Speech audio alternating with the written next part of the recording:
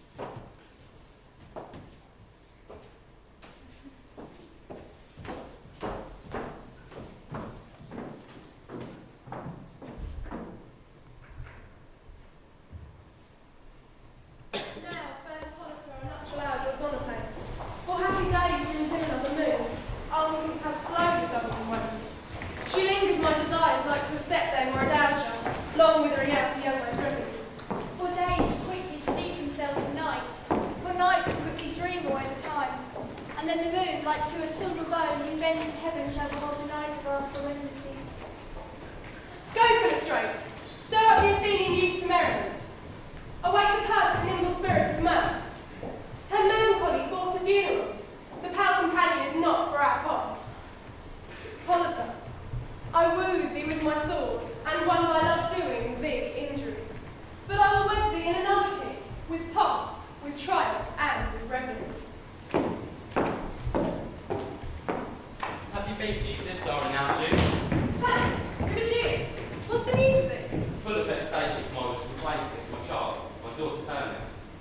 Stand forth, Demetrius. My noble lord, this man will not consent to marry my child. Stand forth, I stand up. And if my word to do, this man has twixt the bosom of my child. Thou, our son, thou hast given her alliance, and interchanged love tokens with my child. Turn her obedience, which is due to me, stubborn harshness, and my gracious duty. Be it so, shall not appear before your grace consent to marry Demetrius, but the ancient privilege of Athens, as she is mine, I may dispose of her, which either be to this gentleman or to her death.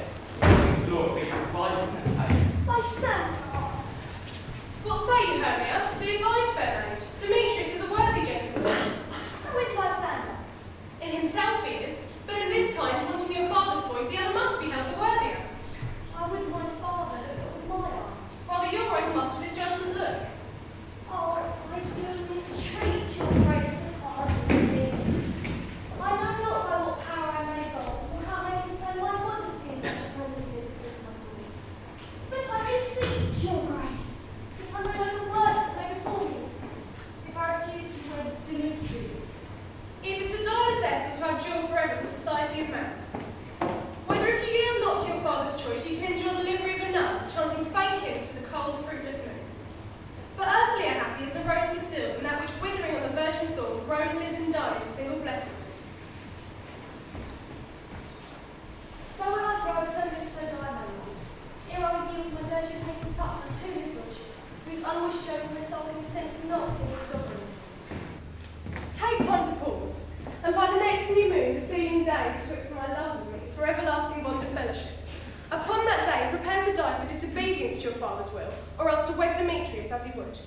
Relent, sweet Hermia, and Lysander. Yield thy praise title to my certain right. You have her father's love, Demetrius. Let me have hers. Do you marry him? Scornful Lysander, true, he hath my love, and what is my love shall render him. I am, my lord, as well derived as well possessed. My love is more than his. My fortunes everywhere is fairly ranked. I am beloved of beauteous Hermia. Why should not I then prosecute my right? Demetrius, I'll avouch it to his head and make love to Nadar's daughter Helena. And she, sweet lady, dotes, devoutly dotes in idolatry upon this spotted and inconstant man. Come, my Carter, what cheer, my love? Demetrius and Aegeus go along. I must employ you in some business against our nuptial and confer with you of something nearly that concerns yourselves. Duty and design, will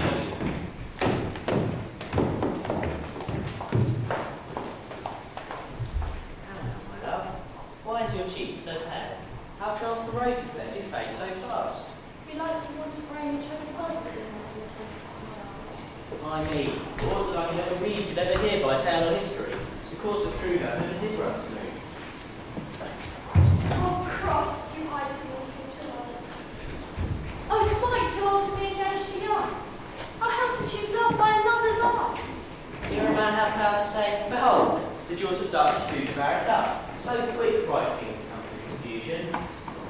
If then true love has never been yours, then it stands as an edict in destiny. Then let us teach after our patience, because it is a custom of us, as due to lovers' thoughts and dreams and sighs, wishes and tears, poor fancies follow us. A good persuasion. Therefore hear me, man. I will demand endowed her of a great revenue. She had no child. Athens is a house remote 7 leagues, and she expected as her only son. Then, may I marry you? If thou last me still tomorrow night, still forth my father's house, and meet me in the wood, a league without the town, where I did meet you. Still servants till morning back. There, will I stay with thee? My good Lysander, I swear thee by Cupid's strongest bow, by his best arrow with the golden head, by the simplicity of Venus' darts, by that which knitted souls and prosperous loves, and by that fire which burned the Carthage queen when the false Troyan on the sails, by all the vows that ever men broke, in number more than ever women spoke. In that same place thou hast appointed me, tomorrow truly will I meet with thee. Keep promise, love. The kick was Helena. God speak for Helena, with her away. Call you me fair? That's fair again, unsaved. Demetrius loves you fair, oh happy fair. Your eyes are lone stars and your tongue sweet air. Oh teach me how you look and with what art you sway the motion of Demetrius' heart. I frown upon him, yet he loves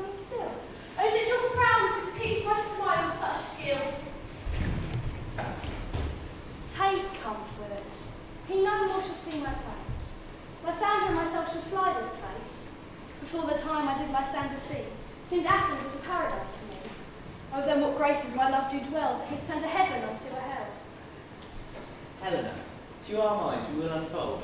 Tomorrow night, when people doth behold their silver visage in the watery glass, decking with liquid cold of lady grass, timed and lovers' flights doth still conceal. Through Athens' gate have we devised to steal. And in the wood whereof you and I, on faint primrose beds are wont to lie, emptying our bosoms of their counsel sweet, there my Lysander and myself shall meet. And then from Athens turn away our eyes to seek new friends and stranger companies. I will go. Helena, adieu, as your hymn Demetrius dotes on you. How happy summer what other sun can be. Through Athens I'm thought as fair as she. But what of that? Demetrius thinks not so. He will not know what all that ye do know. And as he errs, doting on Hermia's eyes, so I, admiring of his qualities. Love looks not with the eyes, but with the mind. And therefore, is with Cupid painted blind.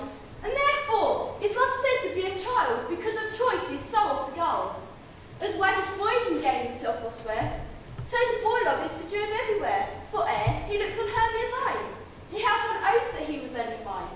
And when this hail some heat from Hermia felt, so he dissolved and showers of both did melt. I will go tell him of fair Hermia's flight.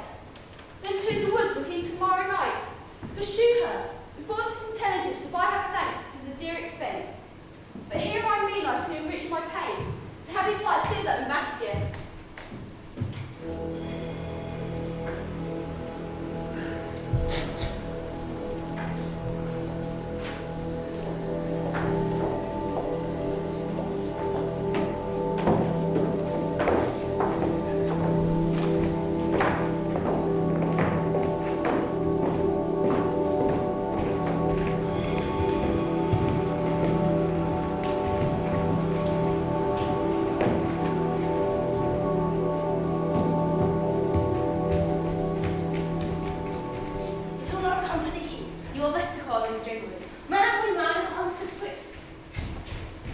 Here is the scroll of every man's name which is thought fit through all Athens to play in our interlude before the Duke and Duchess on his wedding day at night.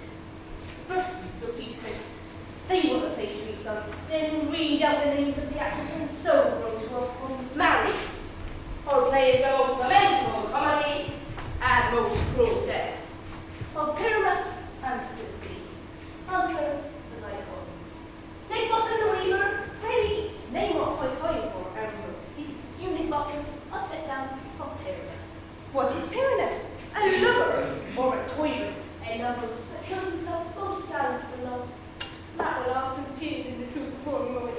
But if we do it, let the audience look to their eyes. Or you will no storms!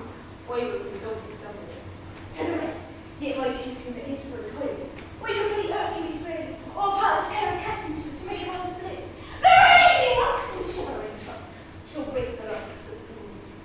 Amphibious' car shall show from far and make a mar the foolish. Francis the bellows, mentor.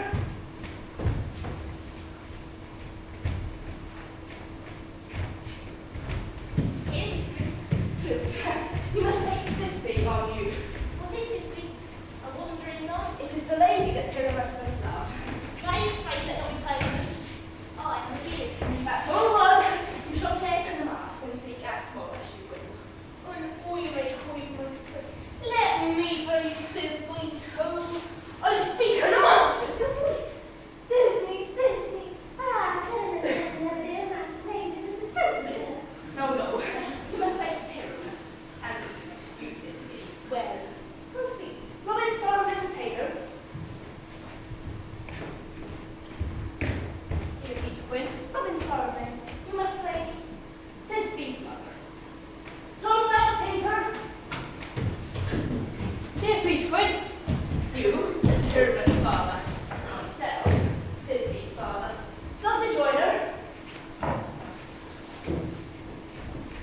You must play the lion's part, and I hope you is faithful. Have you the lion's part? Pray if you be given me fine source. You may do it in its own horse, which is nothing but glory. Let me be the loyal tone. Unroll it to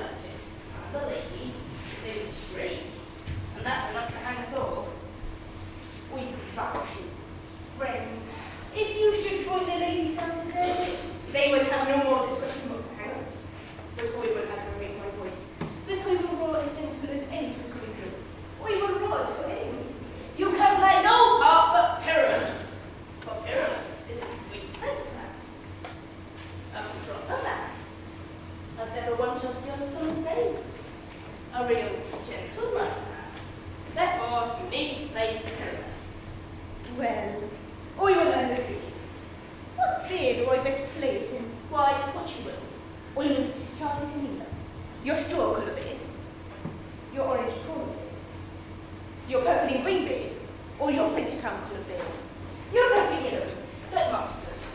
Here are your cards, and I am to entreat you, request you, and desire you to call on by tomorrow. Maybe that's it. I'm all without the town. My moonlight, there or in the west, to meet to the city, where we dock the company, and I request to know. There we will meet, and we will host most obscenely and courageously. Take pain, be perfect, and you! And Jim's old queenie, or couple springs.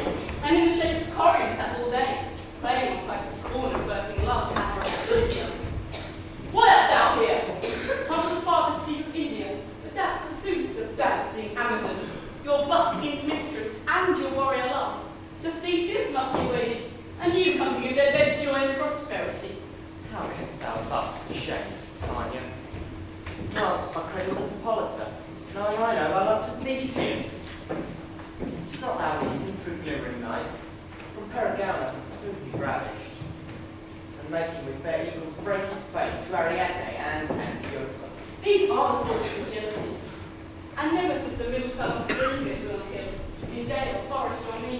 My painted fountain of my rushing brook, or in the beach margin to the sea to dance our wheels to the sea.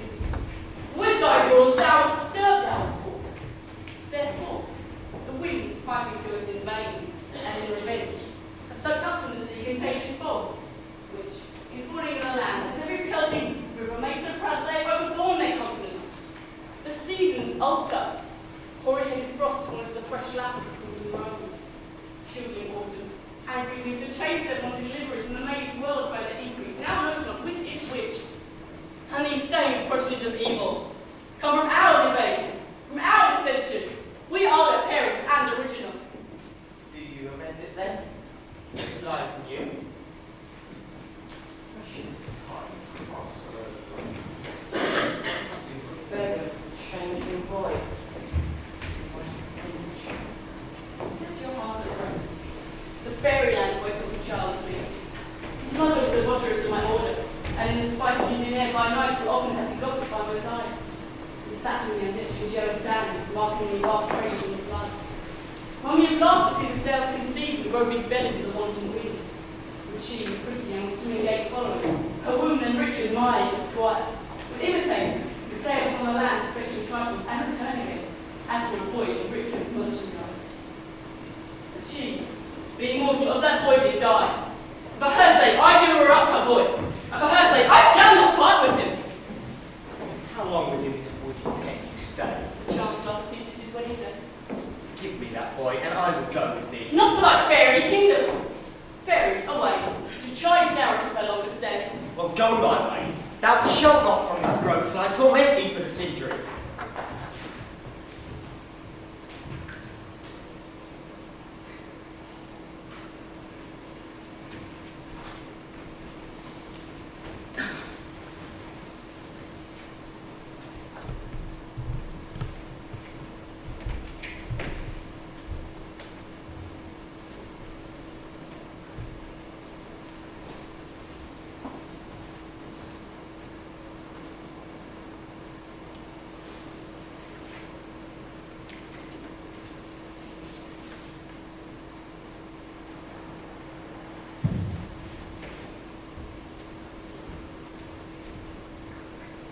My gentle heart, come hither.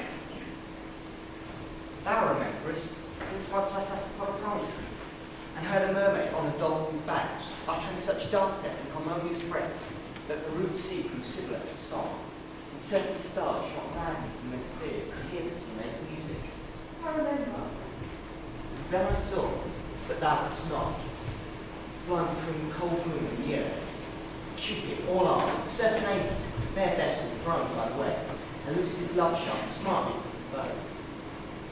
She fell upon her as a western bound, and formed it white, now purple with love's wound, and made it to call it love in idleness. Fetch me that flower, the herb I showed thee once. The juice of it on sleeping eyelids lay will make on man or woman madly dote upon the next live creature that it sees. I'll put a girl around my earth in 40 minutes. Having once this use, and watches time when she's asleep, drop a little bit in her eyes.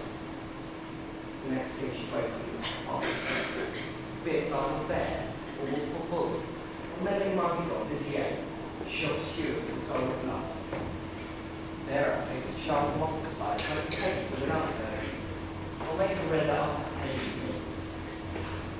But who comes in? I'm invisible, she'll overhear their conference.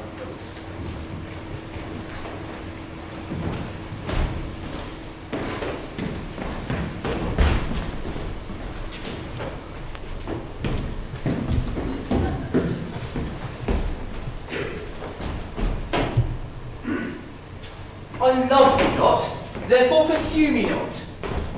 Where is Lysander and fair Hermia? The one I've slain, the other slayeth me. Thou toldst me they were stolen unto this wood. And here I am, wood within this wood, because I cannot meet my Hermia. Hence, get thee gone and follow me no more. You draw me, you hard-hearted Desmond. But yet you draw more time from my heart. This true is still in your power to draw, and I shall have no power to follow you. Do I entice you? Do I speak you fair? Or rather, do I not in plainest truth? Tell you I do not, nor cannot love you. And even to that do I love you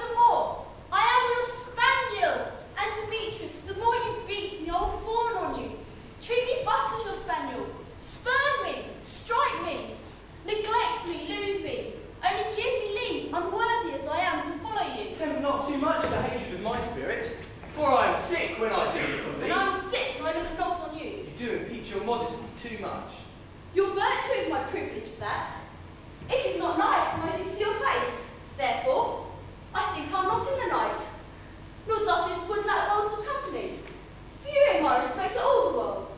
And how can we send the time away when all the world is here to look on me? I'll run from thee, hide me in the brakes, and leave thee to the mercy of wild beasts. The wildest hath not such a heart as you. Run when you will, the story shall be changed. Apollo flies and Daphne holds the chase. The dove pursues the griffin the mild hind. Make speed to catch a tiger, boot for speed. When cowardice pursues a band of flies. I will not stay thy questions. Let me go. Or if thou dost intend to follow me, do not believe that I shall do thee mischief in the wood. I, in the temple, in the town, in the field. You do me mischief, fine Demetrius. I'll follow thee, and make a heaven of hell, to die upon hand I love so well.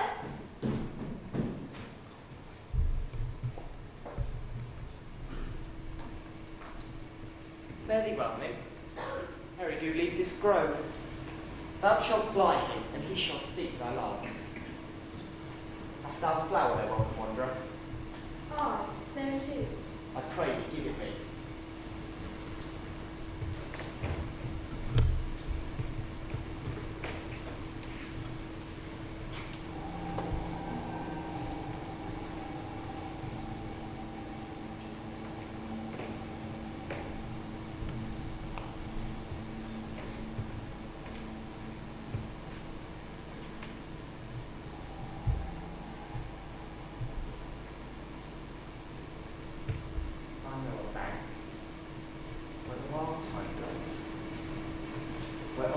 And the nodding violet grows.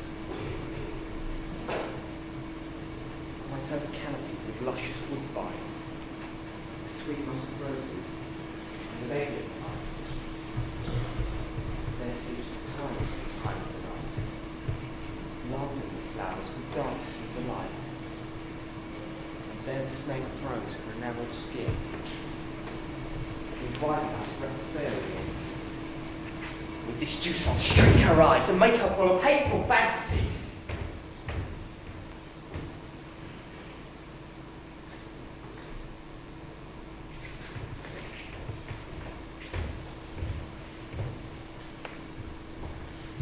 Take thou some of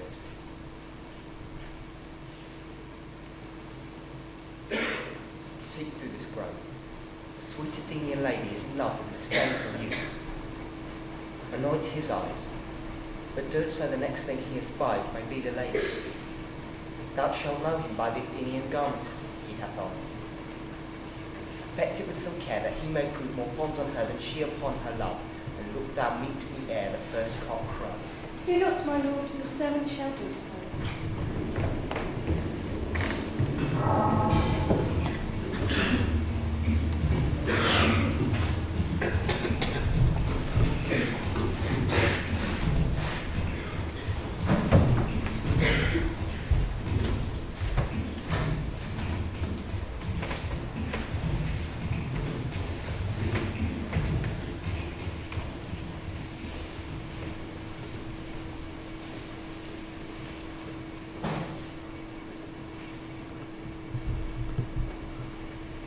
Come now, a roundel and a fairy song. Then, for the third part of a minute hence, some to kill candies in the musk rosebuds, and some war with rearmost by lending wings to make my small elves coats, and some keep back the callous owl and light goose and wonders on earthquake spirits. Give me now a speech, then to your offices, and let me rest. Spotted snakes with double tongue, crazy hedgehogs fear not sing, youths and blind ones do go wrong. Come up there, our fairy queen.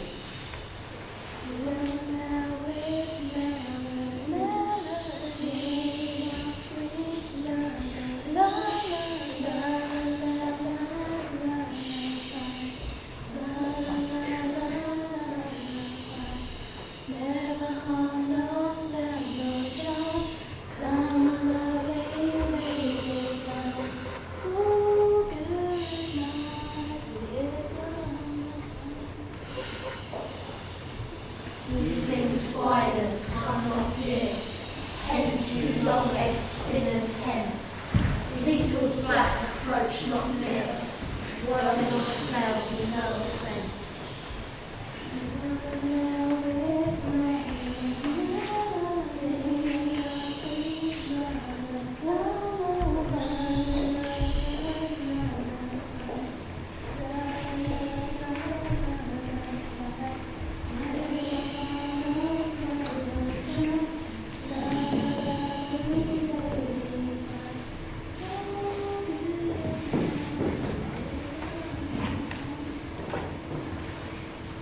hence away. Now, all is well.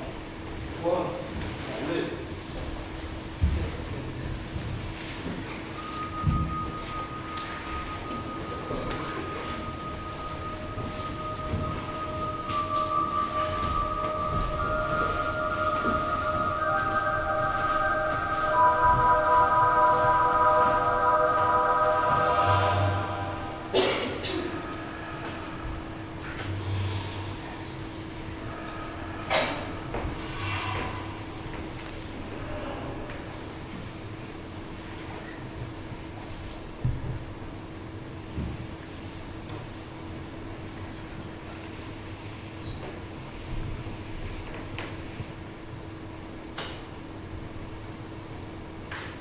What thou seest, when thou dost wake, do it for thy true love take. Love a man for his sake.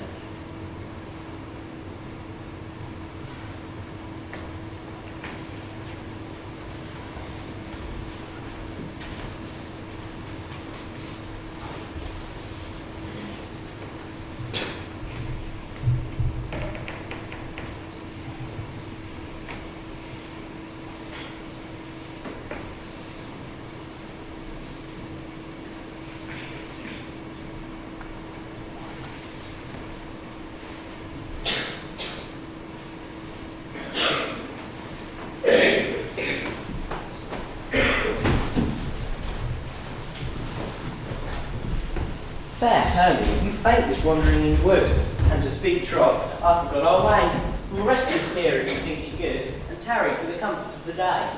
Be it so, Lysander. Find him out of bed, for I upon this bank will rest my head. One turn shall serve as a pillow for us both. One heart, one bed, two bosoms, and one troth. Nay, good Lysander, for my sake, my dear. Lie further off yet, do not lie so near. I'll take a sense to my innocence. Love takes me in love's conference. I mean, that my heart unto yours is near, so that but one heart we can make it in. One heart entertained in a single oath, so that two bosoms and a single oath. Therefore, no bedroom me tonight, for lying so, Hermia, I do not lie. Lysander riddles very prettily. Now might beshrew my manners and my pride if Hermia makes me say Lysander not. But, gentle friend, for love and courtesy lie further off than you and modesty. Such separation, as may well be said, becomes a virtuous bachelor and a maid. So far be distant, and good night, sweet friend. Thy love now will still thy sweet life end. Amen. Amen, sir, unto that fair prayer. And you end life when I end loyalty.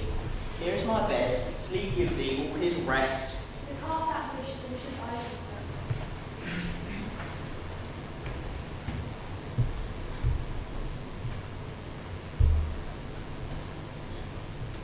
Through the forest have I gone, but Athenian found I none, on whose eyes I might approve, glad force, and stern love. Gone through silence. Who is here? Weeds of Athens, he does play. This is he, my master said, despised Athenian man.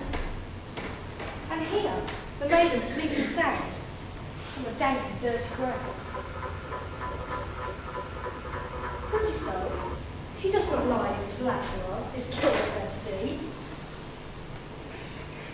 Chill upon my eyes I throw, all the powers charmed doth own. When thou wakest, thy lovely sleep you seek to borrow. So awake when I am gone, for I must now to Oberlin. Stay though thou kill me, sweet Demetrius. I charge thee, hence, and do not hold me thus. Oh, wilt thou darkly leave me? Do not so. Stay on thy peril, I alone will go.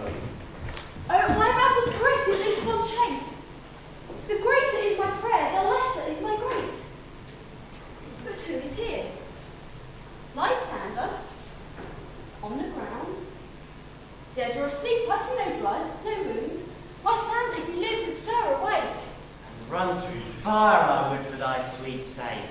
Transparent Helena, nature shows her, and through thy bosom let me see thy heart. Where is Demetrius?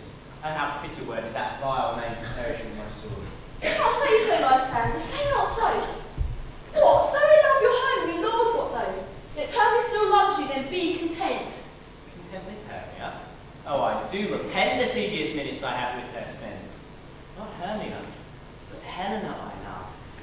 not change a raven for a dove. Wherefore was I to this keen mockery born? When at your hands did I deserve this scorn? It's not enough. It's not enough, young man, that I did never, no nor never can, deserve a sweet look from Demetrius's eye. You must flout my insufficiency. Good troth you do me wrong, good sue you do. In such disdainful manner me to woo. But very well, perforce, I must confess, I thought you lord for more true gentleness. A latter lady of one man refused, should of another therefore be abused. She's not Hermia. Hermia sleep thou there, and never mayest thou come lie down near. For as a servant of the sweetest sleeps, I will rest all my power and might to honour Helen and to be her knight.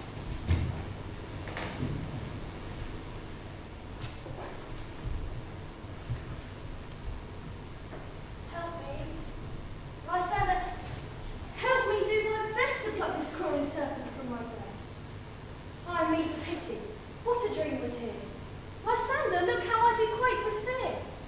Methought a serpent took my heart away, and you sat smiling at his cruel prey. Lysander, what removed Lysander, Lord? Out of hearing gone, no sound, no word.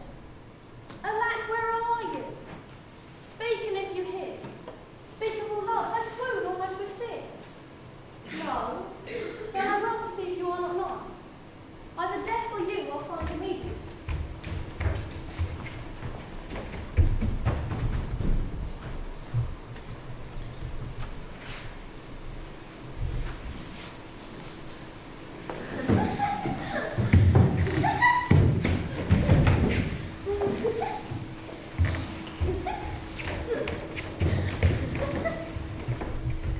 Are we on that? Here's the lot, it's convenient, please drive rehearse. This lot shall be our stage, and we will do it in action as we will do it before the Duke. Yeah. Please have quiz. What's saying now, Bottom? There are things in this play of Pyramus and Bisbee that will never please. First, Pyramus restored a sword to kingdom, which the ladies cannot afford. How much do you that? Why, you're lacking of talent. I think it's been killing out the Lord Star. Not a whit. We have been the boys that will make those men. Bring me a poodle, and let the poodle seem to see that we'll do no harm in our souls. And for the little short, tell them that all, Pyramus, not Pyramus, but Nick Bottom the Weevil. This will put them out of fear. Will not the ladies be afeard of the lion? I fear it, I promise you. Masters, you ought to consider and bring. God shield us. Oh, Lord, of ladies is a most dreadful thing, but there is not a more feared word father or loyal thing. And we ought to look to it. Therefore, another prologue must tell us not a lion. Nay! You must name his name, and ask his place to see his name. When he must be yours, what's the secret bet? Ladies, boy. Very. I wish you, or I request you, or I not to be. My life be yours. If you think I come into a lot as a line, it were pity of your relief. No, I am no such thing. I am a man as other now. And there indeed. Let him name his name, and tell him plainly, he is Snow, the joiner. Well, it shall be so. But the rest of our duties, that is, to bring a moonlight into the chamber. For you know, Pyramus and Thisbe meet by moonlight. Doth the moon shine that night of cloud place? A calendar! A calendar! Look in the almanac, find out moonshine! Find out moonshine!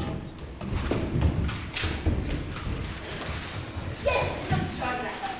Why then, maybe leave the casement to a great chamber window, where we play open, and the moon will be shining at that casement. Then there is another thing.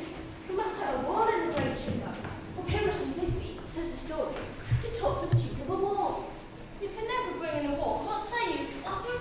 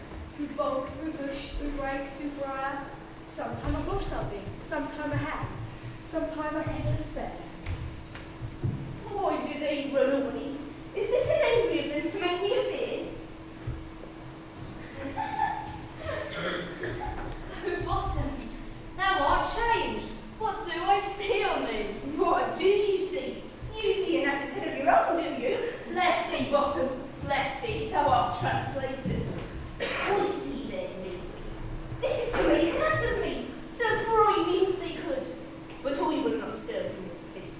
We would walk up and down them, and I should see us, and they shall hear I am not afraid. The young's got the glass here with a weeping. The first of his the jewel open. What angel wakes me from my cloudy day?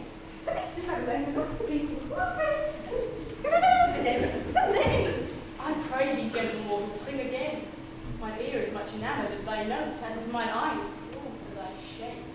And thy fair virtues force before, not move me, on first view to say, to swear, I love thee. Nay, we leap upon occasion. Thou art as wise as thou art beautiful.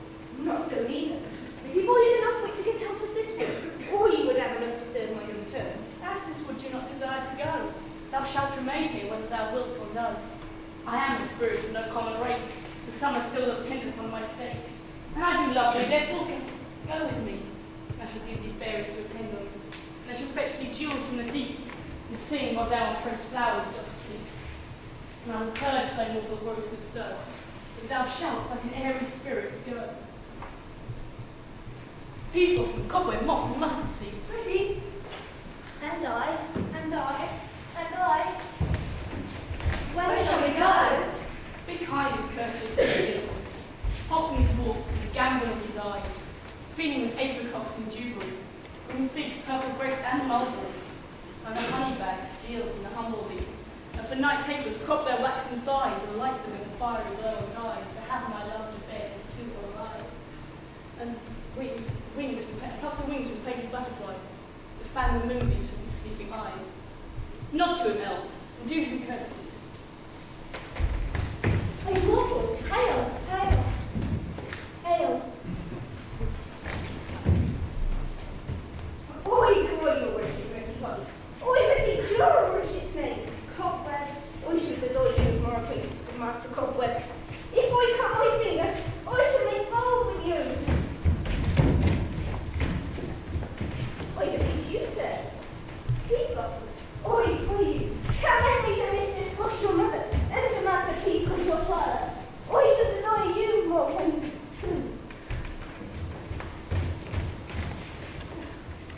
Your name, my statesman. Mustard seed. Good Master Mustard Seed. I know your patience well. That same cowardly I enjoy of you, and devoured many a gentleman of your household. I promise you, King of the mainline I want to hear now. I should show you of my acquaintance too, good Master. Come, wait upon him, lead him to my bower. The moon thinks with watery eye, and when she weeps, weeps every little flower, lamenting some enforced chastity. Tie up my love's tongue, bring him silently.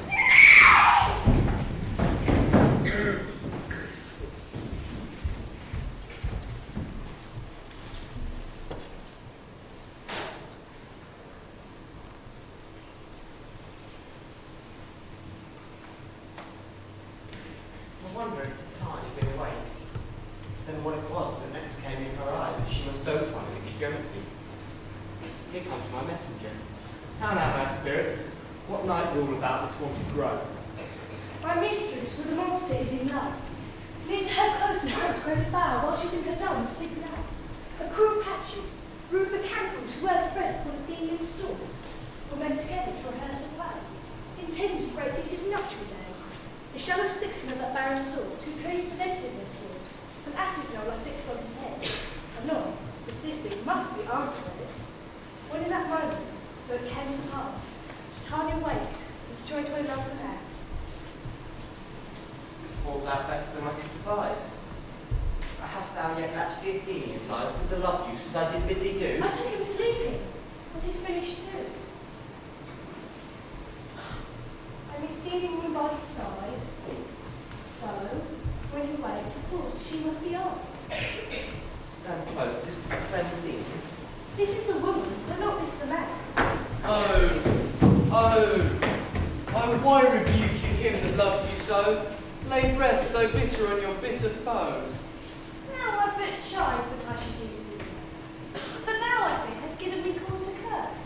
If thou hast slain my Sandra in his sleep, you know she's in blood. Plunge in the deep and kill me too.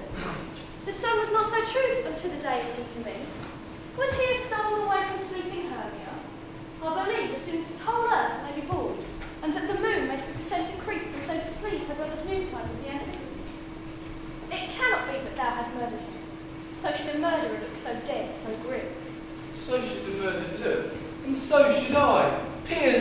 heart with your stern cruelty, yet you the murderer look, as bright, as clear, as yonder Venus in her glimmerings.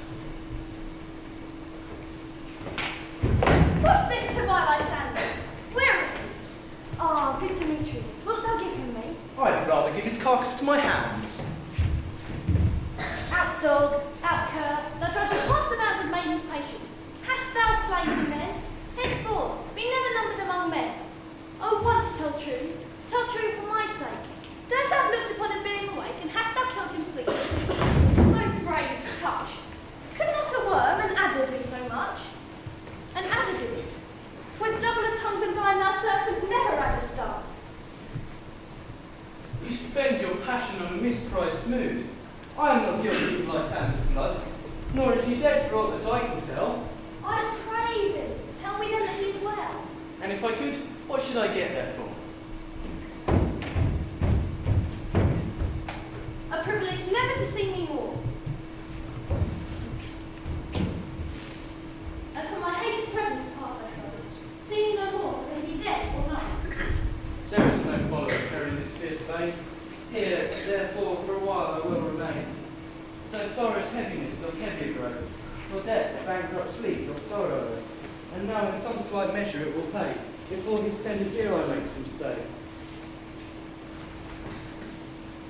What hast thou done?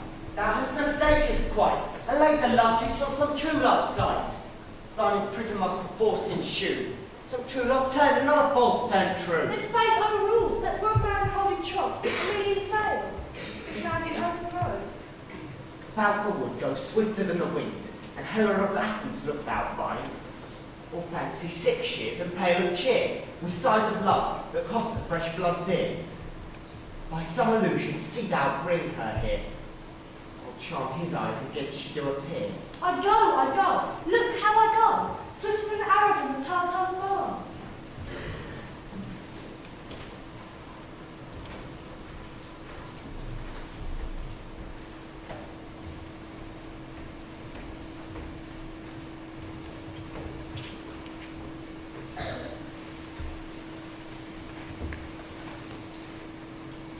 Flower of his purple eye, pick with Cupid's archery, sinking the apple of his eye.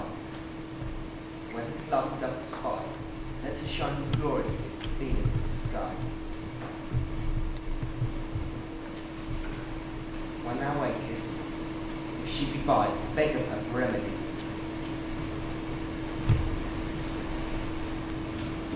Captain of our fair band, Haylock is here at hand, and leaves mischief by me, pleading for a lover's fee. Shall we, live from impetuously, Lord or fools these mortals be? Stand aside, the noise they make will cause Demetrius to wake.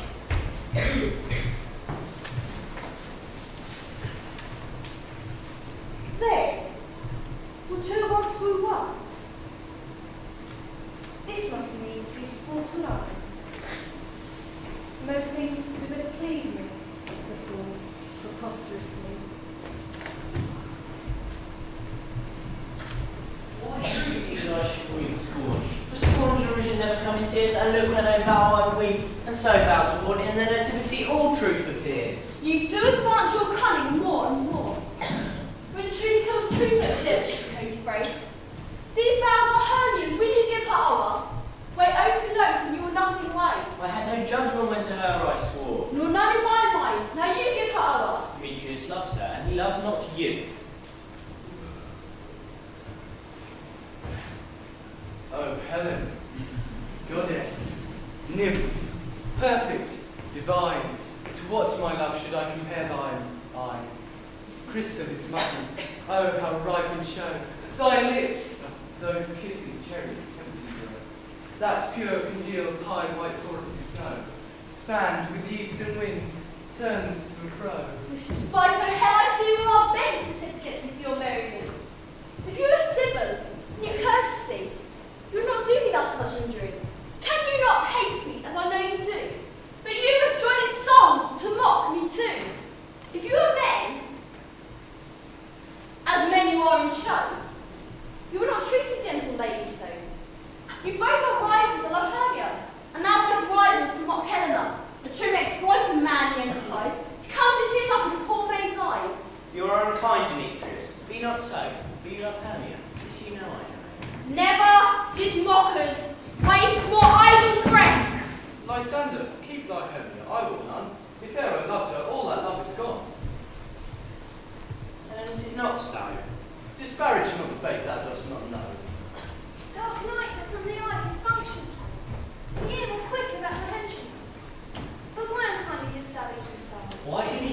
love not pressed to go. What love can press Lysander from my soul? Lysander's love that would not let him bide fair Helena, the more in garbs mine than all your fiery oaths and eyes of light.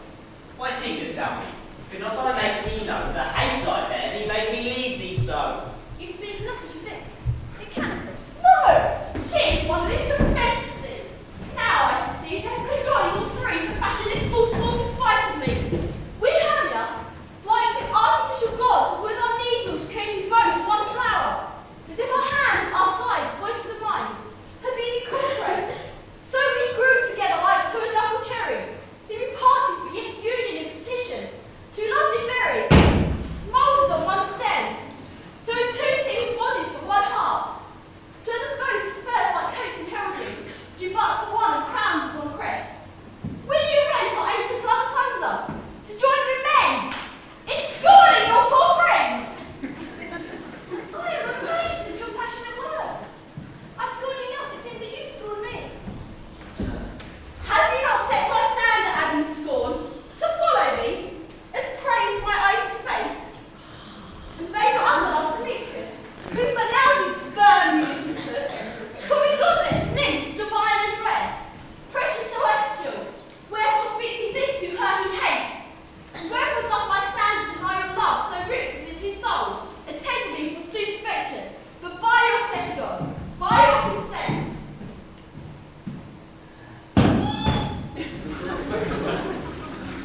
I understand not what you mean by this. I do preserve a counterfeit sad looks, and make mouths upon me when I turn my back. We each to other hold the sweet jest up. This sport for courage shall be chronicled. But if you have any pity, grace, or manners, you're not making such an argument. But very well, 'tis partly my fault. The death or absence soon shall remedy. Stay, gentle Helena. Hear my excuse. My love, my life, my soul, fair Helena. Oh, excellent. Sweet, do not scorn her soul. If she cannot entreat, I can compel. Thou canst compel no more than she entreat. Thy threats have no more strength than her weak prayers. Helena, I love thee by my life, I do. I swear by that which I will lose for thee. To prove him wrong, it's as I love him not. I say I love thee more than he can do. Then withdraw and prove it so. Quick, come. Lysander, what are 2 tens of this? Away, you idiot! No, he will seem to break loose. Take on as you would follow. But yet come not. You are a tame man. Go. Hang off that cat, thou bird, Bartley, let loose or I'll shake thee from me like a serpent! Why are you grown so rude? What changes this sweet love? Thy love, out, Tartar, out, low medicine, oh, hated potion, hence. Do you not jest? Yes, Susan, so do you. You do so, I'll keep my word with thee. I would I had your word, for I perceive a weak one holds you. I'll not trust your word. Shall I hurt her, strike her, your her dead? Although I hate her, I shall not harm her so. What? Can you do me greater harm than hate? Hate me?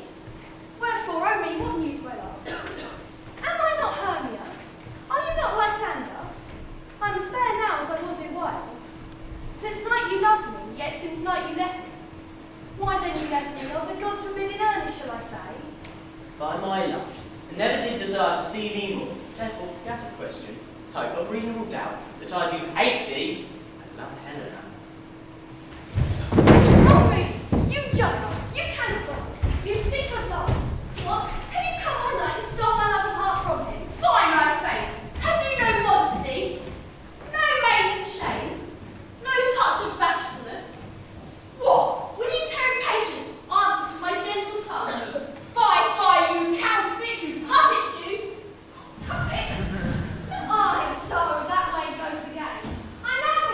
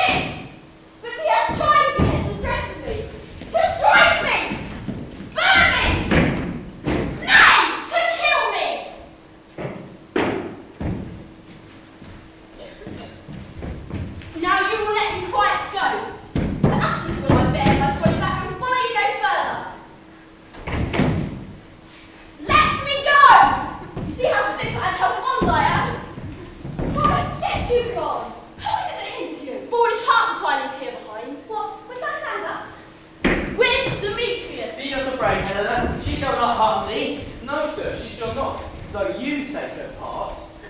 And when she's angry, she's keen and shrewd. She was a vixen when she went to school. And though she's but little, she is fierce. Little again. Nothing but long and little. Why will you suffer her to flout me thus? Let me come to her. Get you gone, you dwarf, you minimus of hindering not grass maid, you bead, you acorn. You are too officious on her part, that's going to your services. Let her alone. Speak not of her, for if thou dost intend ever so little show of love to her, thou shalt abide. She is God. Therefore, follow if thou darest to see who's right, if thine or mine is most in Helena. Follow? Nay, I'll go with thee, cheek by jowl. You mistress! All this quarrel is done with you. Nay, I'm not back.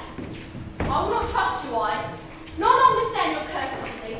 Your hands are by quicker for fray, my legs are long below to run away.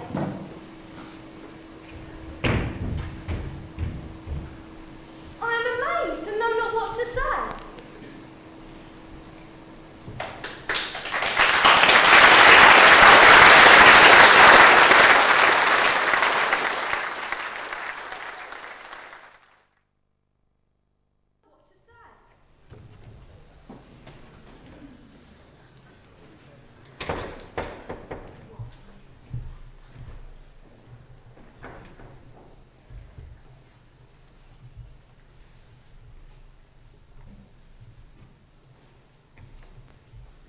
This is thy negligence. Still thou mistakest. Or else committest thy knaveries wilfully. Believe me, King of Shadows, I mistook.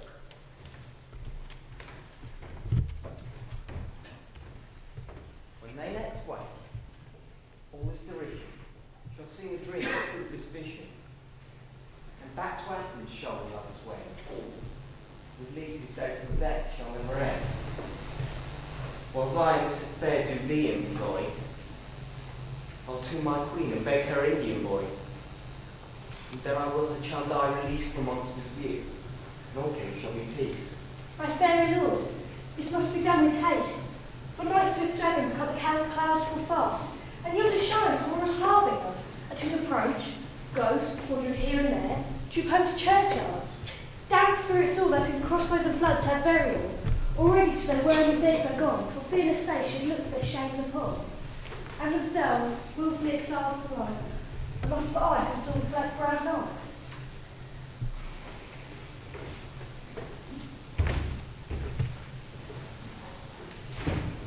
But we are spirits of another sort.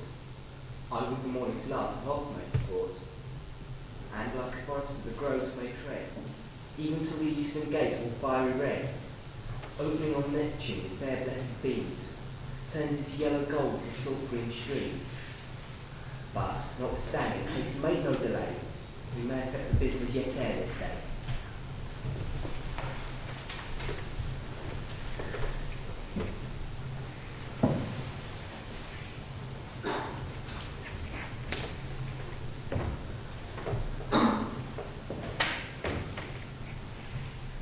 Up and down, up and down.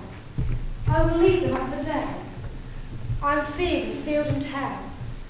God give me them up and down. Here comes one. Where art thou, proud Demetrius? Speak thou now. Here, villain, drawn and ready. Where art thou? I will be with thee straight.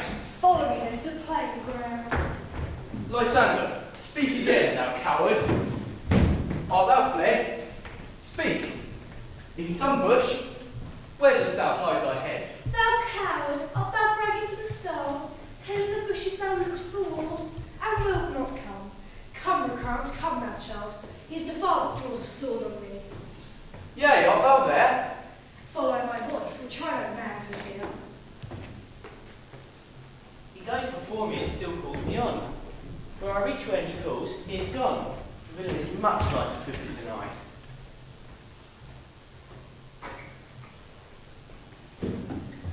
Ho, ho, ho. Coward, why comest thou not? Abide me if thou darest, for well I wot, thou runnest before me, shifting every place, and darest not stand, nor look me in the face. Where art thou now? Come hither, I am here. Nay then, thou mockst me. Thou shalt find this dear if ever I thy face days by daylight see. Now go thy way, for faintness constraineth me to measure out my length on this cold bed. By day's approach, look to be visited. O weary night, O long and tedious night, abate thy now, as shine comforts from the east, that I may back to Athens by daylight, from those that my poor company detest. And sleep, that sometimes shuts up sorrow's eye, still be a while for mine own company. Yet but three comes one more. Two of both kinds makes up four. Here she comes, cursed and sad. Cupid's a knavish lad thus to make poor females mad. Never so weary, never so in love. Bedabbled with dew and torn with briars, I can no further crawl, no further go. My legs can keep no pace with my desires. Here will I rest me till break of day. Heaven shield Lysander if they mean the fray.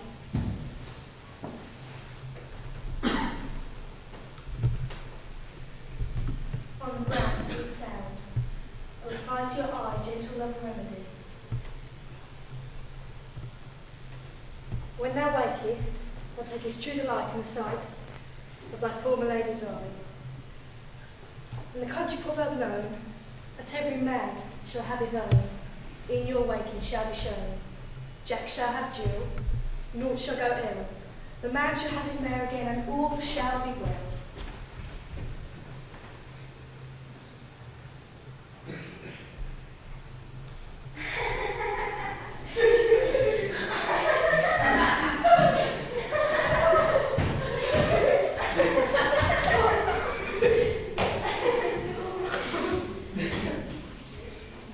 Come, sit thee down upon this flower bed, while I thy amiable cheeks do coil, stick musk roses in thy smooth head, and kiss thy fair large ears, my gentle joy. Where's Peas Blossom? Ready? Scratch my hair, Peas Blossom. Where's Monsieur Cobweb? Ready? Monsieur Cobweb, good Monsieur, get you your weapon in your hand and kill me a red-tipped humblebee on top of the thistle.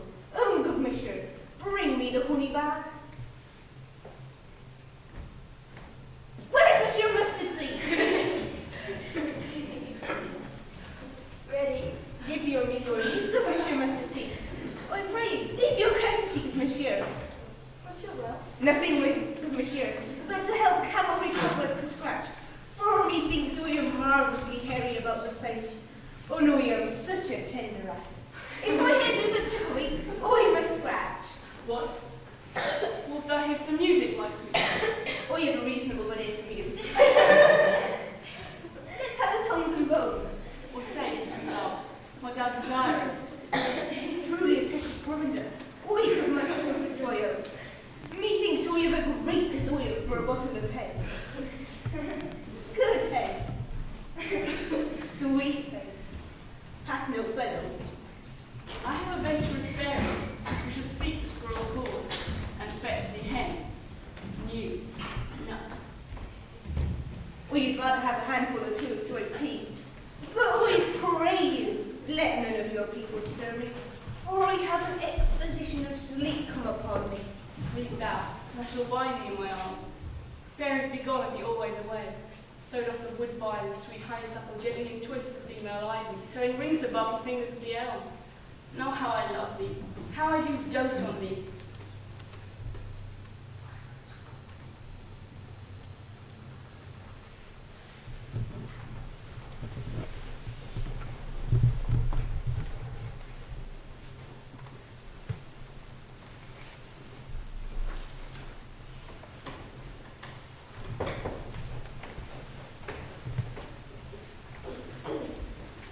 Halted, good Robin.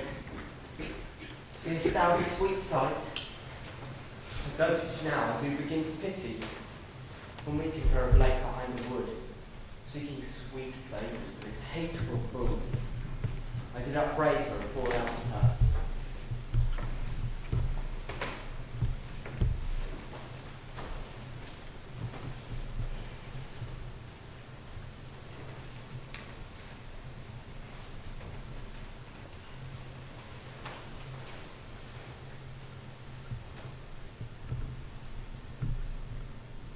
Be as thou wast wont to be. Seest thou this one to see? Dian's bud o'er Cupid's flower hath such force and blessed power.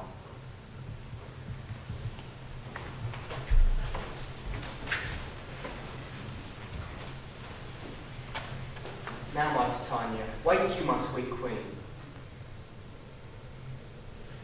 My Oberon.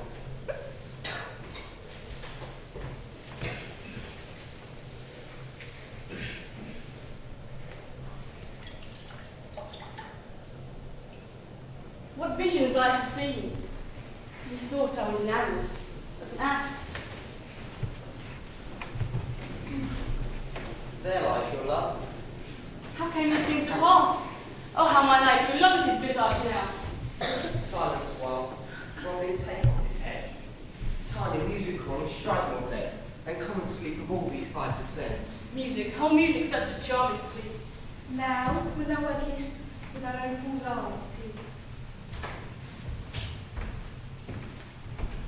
Sound music. Come, my queen.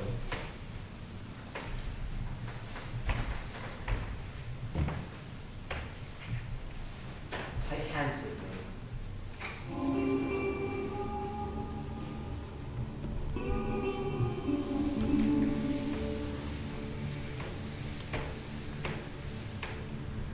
Rock the ground where all these sleepers be. Fair king, a tender mark, I to hear the morning lark. Then, my queen, in silence sad, quickly after night's shade, we the global compass soon swifter than the wandering moon. Come, my lord. In our flight, tell me how it came this night, that I, sleeping here, was found with these mortals on the ground.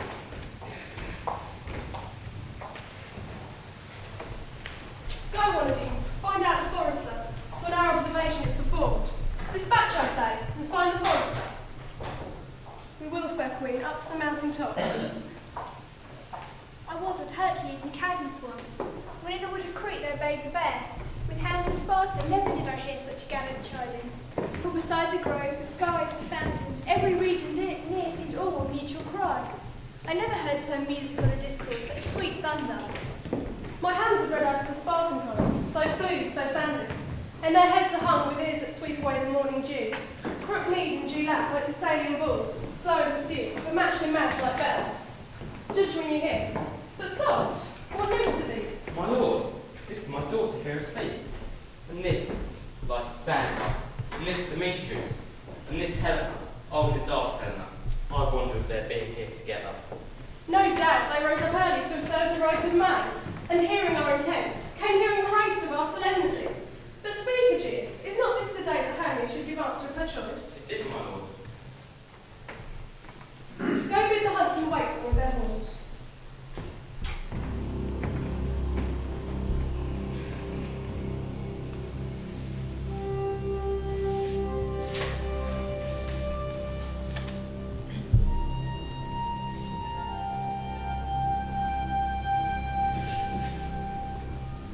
Good morrow, friends! St. Valentine is past. Beginnings Woodward, but a couple now. Pardon, my lord? I pray you all stand up. I know you to arrive enemies. How comes this gentle concord in the world, that hatred is so far from jealousy, to sleep by habit and fear no enmity? My lord, I shall reply amazingly. Half sleep, half waking. So as yet, I cannot truly say how I came hither, but as I do bethink me, I came hither Hermia. Enough, enough, my lord, you have enough. I beg the law. The law upon his head they would have stolen away. They would, Demetrius, and thereby to defeat you and me of my consent that she should be your wife. My lord, fair Helen told me of their stealth, of this their purpose hither to this wood, and I in fury hither followed them. Fair Helen are in fancy following me. But, my good lord, I wot not by what power, but by some power it is. My love for Hermia, melted as the snow, seems to me now as the remembrance of an idle gaud, which in my childhood I did dote upon. And all the faith, the virtue of my heart, the object and the pleasure of mine eye, is only Helena. Fair lovers, you are fortunately met. Of this discourse we more will hear anon. Aegeus, I will bear your will, for in the temple by and by with us these couples shall eternally be knit. Come, Potter. These things seem small and undistinguishable, like far-off mountains turned into clouds. Methinks I see these things with parted eye when everything seems double. So methinks. And I found Demetrius like a jewel, mine own and not mine own. Are you sure that we are awake? It seems to me that yet we sleep, we dream. Do you not think the Duke was here and bid us follow him? Yeah, I am my father. And to Potter. And he bid us follow him to the temple. Why, then we are awake. Let's follow him. And by the way, let us recount our dreams.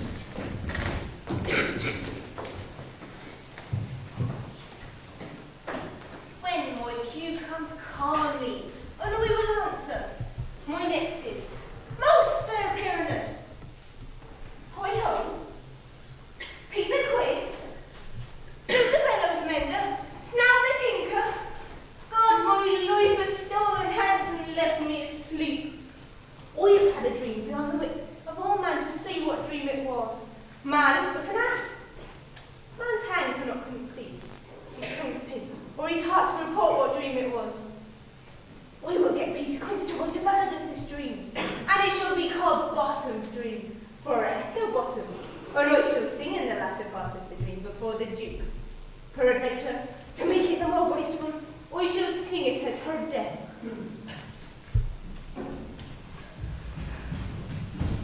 Have you sent to Bottom's house? Come home! He must be heard of! Ask down his transported! He can come on the place on! It's not possible! No man, no man, so please John Pyramus will he! He hasn't been the best lieutenant he had come to. Yeah, the best person too! He's a very bad one for a sweet boy! You must have never got a paraphrase of that to think of. Masters, the Duke is coming from the temple, and there are two or three large ladies of our man. The first part to go forward, we would all be made men. That's something more secret today, but I don't know what to say today. So it's secret today, purity or nothing. Where are these lads? Where are these hearts? Almost courageous day, almost happy hour. Masters, I am disgusted, but trust me, mind me not one. For if I tell you, I am not true Athenian, I will tell you everything, right as it fell out. Let us hear, sweetheart. Not a word of me. All that I will tell you is the Duke hath joined. Get you your hair together. New strings to your pumps, new ribbons to your wrists. Every man to hold his part. For the short and long are pleased to be preferred. Oh, dear actor. Eat no more onions, nor garlic, for we utter sweet breaths, and I do not count them. It is a sweet trouble. No more words! Away! Go away!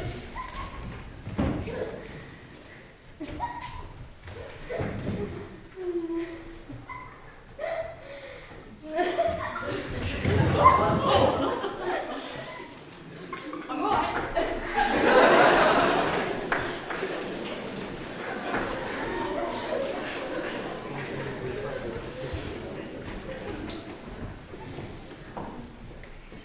Strange, my thesis, that these lovers speak of. More strange than true. I never shall believe these antique fables nor these fairy toys. Lovers and madmen have such seething brains, such shaky fantasies, that apprehend much more than cool reason ever comprehends. Such tricks hath strong imagination that, if it would but apprehend some joy, it comprehends some bringer of that joy. All in the night, imagining fear, how easy is a bush supposed to bear? But all the story of the night told over, and all their minds transfigured so together, or witness of the fancy's image, and grows to something of great constancy, but howsoever strange and admirable. Here come the lovers, full of joy and mirth. Joy, gentle friends, joy in fresh days of love accompany your hearts. Come then, what masks, what dances shall we have to wear away this long hour between our after supper and bedtime? Is there no play to ease the anguish of a torturing hour? Here, mighty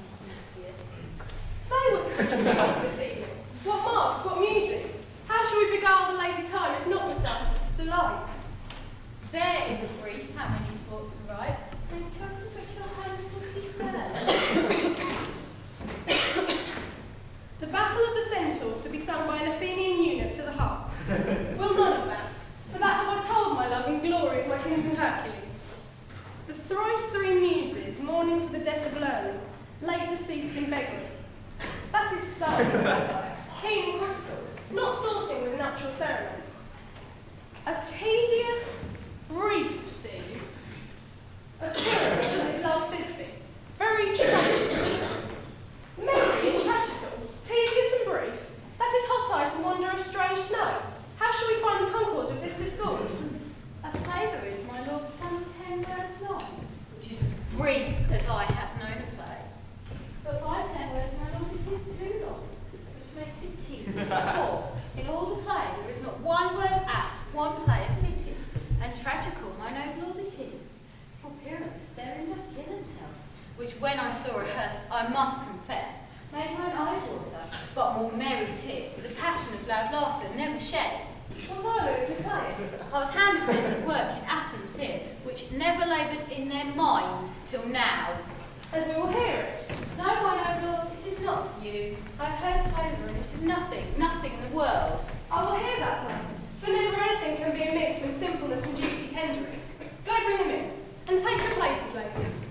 I love him not to see wretched and so a child, your duty in his service perishing. Why, gentlemen, sweet, you should see no such thing. He says they can do nothing in this kind.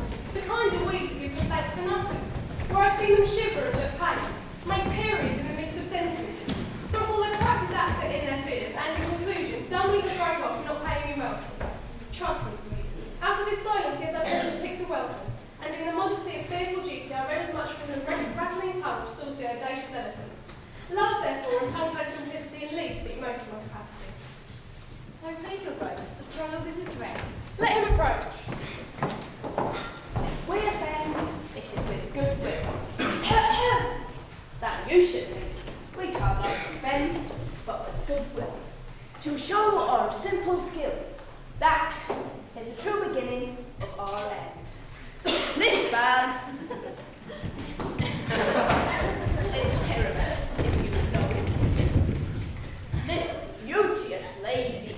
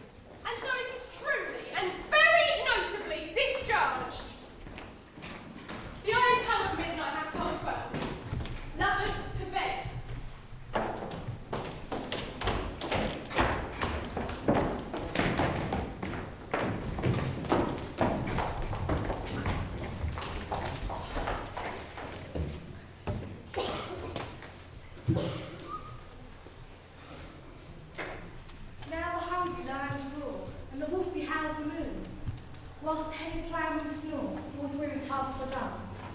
And we fairies, that do run by the triple Cape's team for the roots of the sun, following darkness like a dream, now are frolic. Not a mouse shall disturb this cloud house, and I am sent with brimful to sweep the dust behind the door.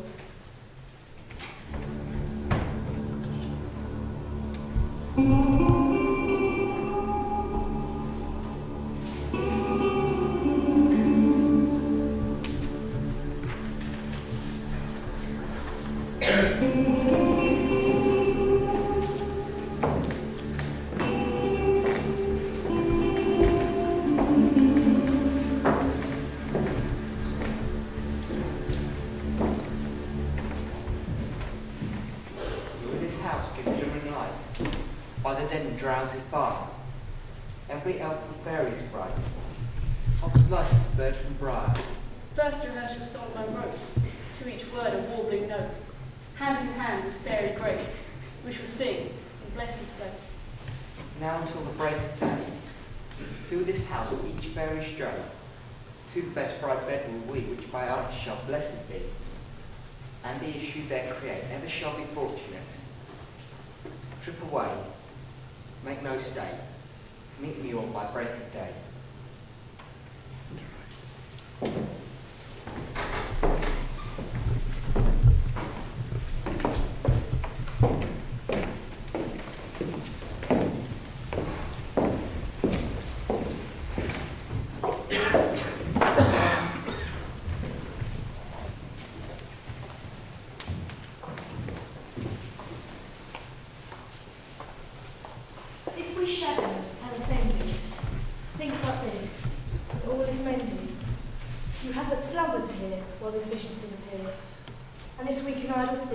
No more yielding than a dream, and as I'm an honest puck, if we have unearned luck, now to escape the serpent's tongue, we will make amends in wrong. Else the puck lie called, so good night unto you. Give me your hands if we be friends, and Robin shall restore the means.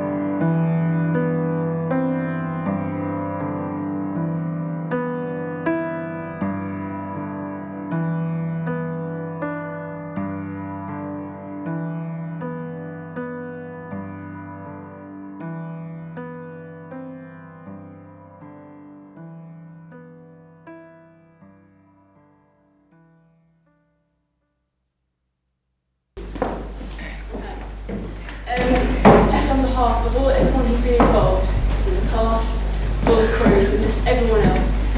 I hope you've enjoyed it as much as we've enjoyed putting it on.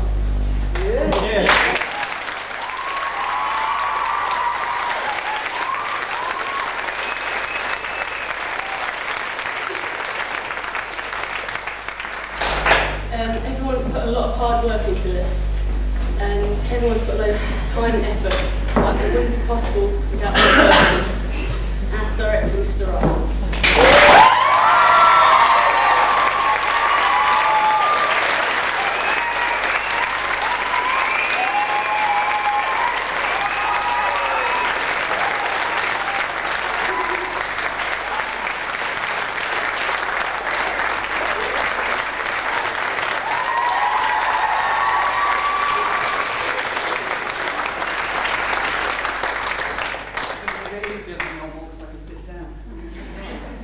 Unlike Rome, I'm just going to write mine down because I always forget to thank people.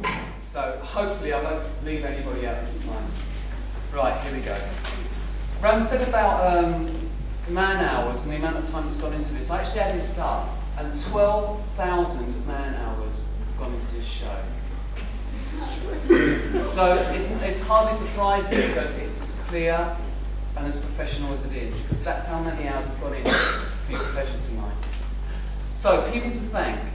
First, I'd like to thank Leslie Lee, who made this possible because she managed to sell so much advertising. Obviously, money isn't around in education at the moment, and she managed to sell enough advertising really to make this production happen. So, a big thank you to Leslie first of all.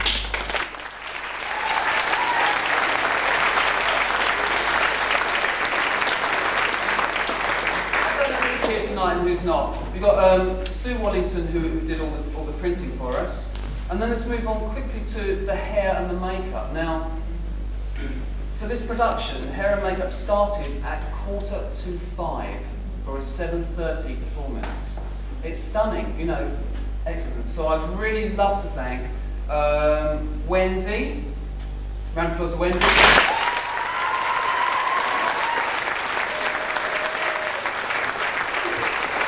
Also, big Blanchard, please.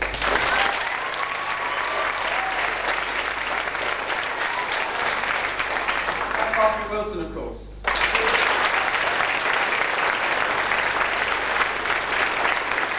Now, to construct the stage obviously took an awfully long time and an awful lot of hours. And that was done by a whole team of people. Mainly the students, actually, helped by parents. So it's a real thank you to that. But our star attraction, of course, which is the waterfall, was actually... the idea was seen through by Martin Bullen. I don't know, Martin, are you here tonight? Oh, he came on Wednesday, all right. But obviously a stunning effect that actually took many hours to perfect for just 15 seconds of our show. But I think it's worth it. We don't like to overuse things here. As you notice, there's 2 video cameras up here at the moment. Actually, we filmed this with 3 video cameras, and the video will be on sale. This production and the one before. So thank you to Doug Ridge and his team for organising that. The photos outside were done by Deborah Rowe, of course a relation, she's my sister, who happens to be a professional photographer. And I'd like to thank as well Sue Webb for her backstage work, because that's excellent. Move on to sound. Now, in case you think sound is just sitting there twiddling knobs, of course it's not. It takes many hours to set up this equipment. And the sound crew of Tom Haskell and Daniel Wilson.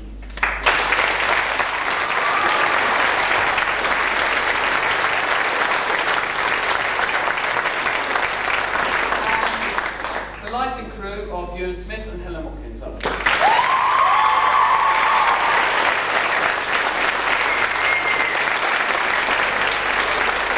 And Claire Bradley, who was my assistant director, who was so patient with me, I didn't use one of her ideas. She gave me so much.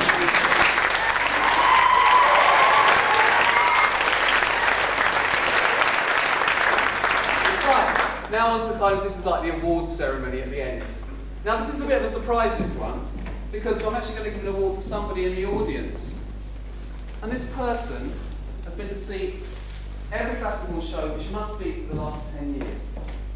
And not only that, she has so much So many intelligent things to say when we roll in at 7:30 every morning to start school, and she's always there. So, Madge, where are you? Where's Marge? Marge, this is for you. Thank you very much.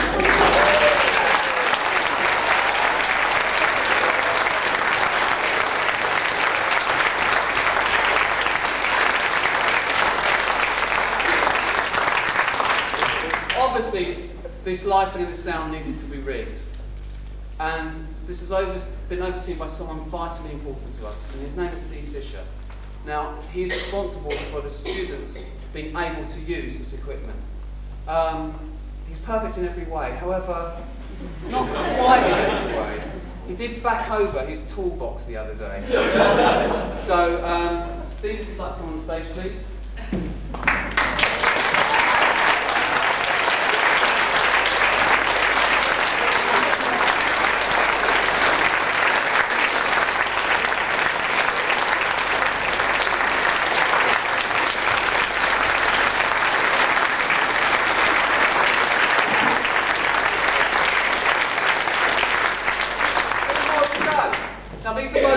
For the people who've stayed the latest working on the school show.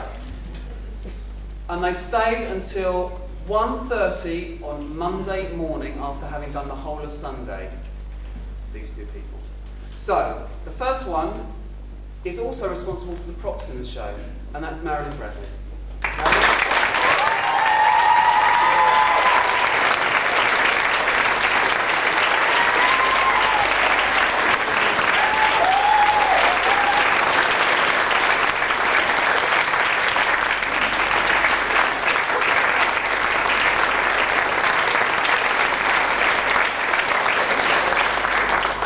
Final award goes to the person who was also there at 1:30, but also oversaw the fantastic costumes in this piece. Lynn Ellis, thank you.